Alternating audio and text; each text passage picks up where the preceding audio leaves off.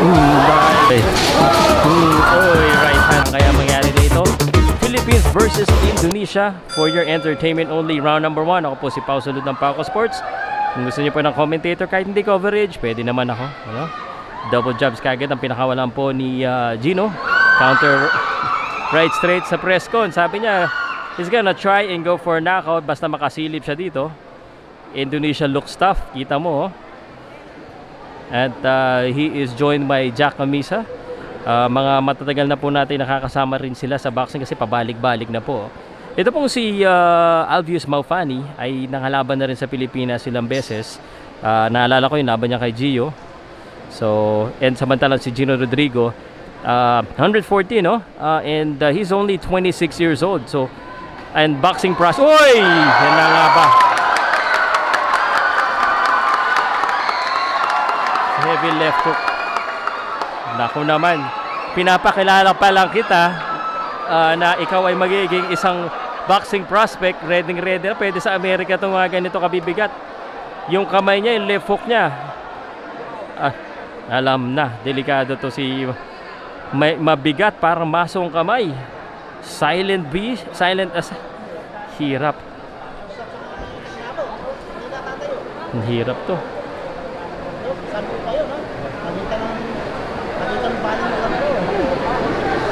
Napatahimik ako dun sa suntok na yun, ha.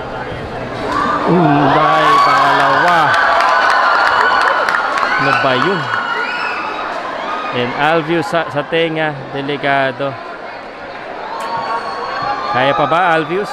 Pag sa pangatlo bumaksak pa to si Alvius, if he goes down in the third time, you know, the referee could think about stopping this because, man, that power in those hands of Rodrigo. Abot kaya ng second round. Iba yung tunog talaga ng suntok, eh. Gino Rodrigo, isa talaga to sa pinakamagaling natin dito sa Pilipinas sa kanyang division. And susubok itong Indonesian, gustong bumawi. Ba? Galing yung galawan ni Gino, no? Left, right. Oh! A bit of action. Showmanship. Gaining some confidence. Dalawang beses niya ba naman pabaksakin, eh. Talagang yung kumpiyansa talaga nito tataas. But the Indonesian needs to be more careful defensively pag papasok siya. Dahil alam niya na malakas, eh. Malakas yung mga suntok. Uy.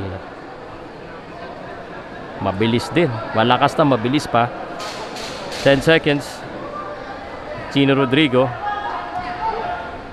Tagal na natin itong pinapanood si Gino, no? Talagang ano, malaki yung potential nito. Pwedeng pwede sa US, no? Pag mga ganyang kalalakas. At mukhang hirap na. Round number 2 na po. Dalawang beses bumaksak yung Indonesian, si Maufani.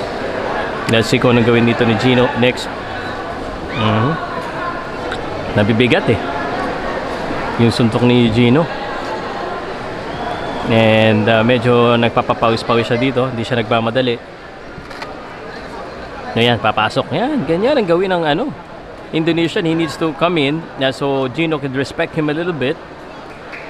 And but kailangan wag niya kakalimutan yung ano niya, yung kanyang kamay. Just like that, Gino kinounteran siya doon pero nakataas ang kamay. Kailangan wag niya kakalimutan.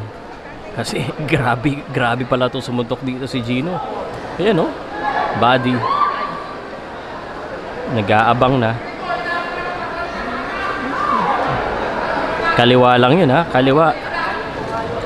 Yan, good counter.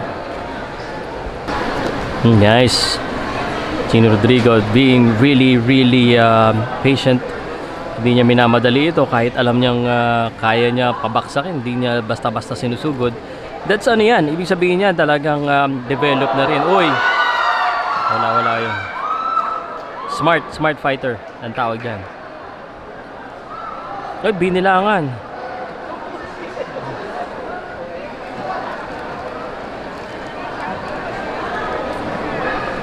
Luging-lugi na si Maufani. Tatlong beses na to officially on the score that he's knocked down.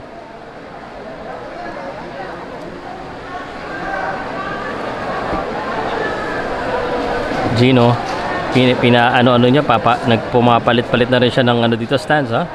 You see the oozing confidence now of Gino. Kasi tumutusok talaga, sumasakit talaga yung suntok eh. Jab, and then hook. Ooh, right hand. Yan ang Maofani showing some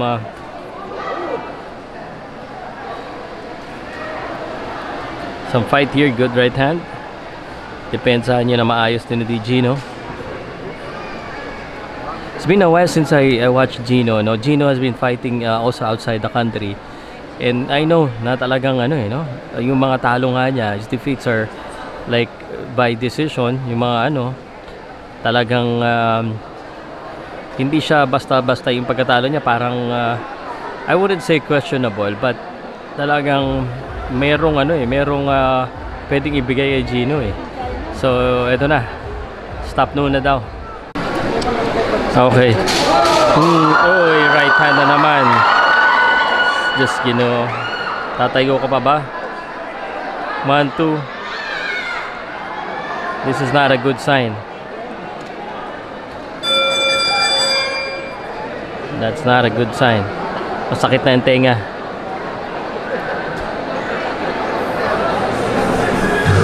Okay. Third round.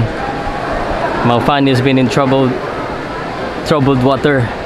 Dito kay Gino Rodrigo has been really dominant and just able to do whatever he wanted. Side, still trying to find the mark, but Gino, yan na, medyo nakadikit siya. Nilayuan kagad siya ni Gino. Corner si Gino dito, 1-2.